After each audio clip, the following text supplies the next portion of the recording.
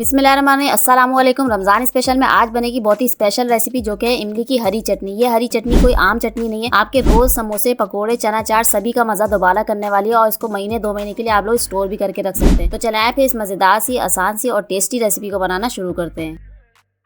अब इमली की मजेदार सी चटनी बनाने के लिए मैंने यहाँ पे 125 ग्राम इमली ले लिया और इमली को हम यहाँ पे ब्राउन वाली इस्तेमाल करेंगे, ब्लैक वाली नहीं लेंगे, ये फ्रेश होती है। एक गड्डी पूरी ले लिया हरा धनिया की, उसको धो के अच्छी तरीके से साफ कर लिया है। 20 से 25 अदद ले लिए हरी मिर्चें, आधी गड्डी ले लिए पुदीने की, इनको भी धो लिया। 1 टेबल स्पून भर के ले लिया नमक, 5 जवे ले लिए लहसन के। ठीक हो गया, चले जी अब इसका काम हुआ खत्म। अब एक खूबसूरत सा बाउल ले लेंगे, उसमें नीम गर्म पानी डाल के इमली को भिगो देंगे। इमली को भिगोने के लिए गर्म पानी का ही इस्तेमाल कीजिएगा, काम भी जल्दी होगा और टाइम भी हमारा सेफ हो जाएगा।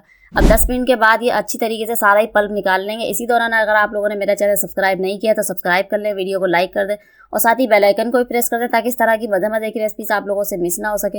अब ये मेरे यहाँ पे सारा ही पल्प निकाल लिया। अब स्ट्रेनर की मदद से सारी इमली को अच्छी तरीके से छान लेंगे। ये इतनी मज़ेदार और इतनी टेस्टी इमली की चटनी बनके तैयार होती है। अगर आप लोगों ने एक दफ़ा अपने दस्तरखान पे रख दिया तो सब फरमाइश करके आप लोगों से ये इमली की चटनी बनवाएंगे, ये इतनी टेस्टी बनती है।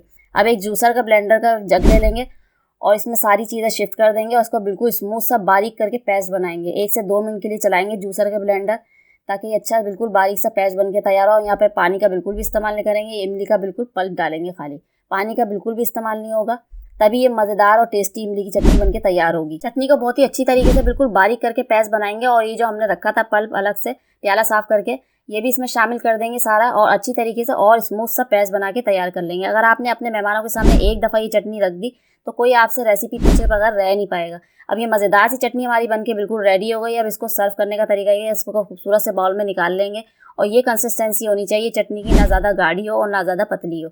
तो ज़रूर बनाइएगा, उसका फीडबैक मुझे लाजमी दीजिएगा कि ये कैसी बनी। इंशाल्लाह फिर आऊँगी एक मज़ेदार सी रेसिपी के साथ। तब तक के लिए अल्लाह हाफिज़।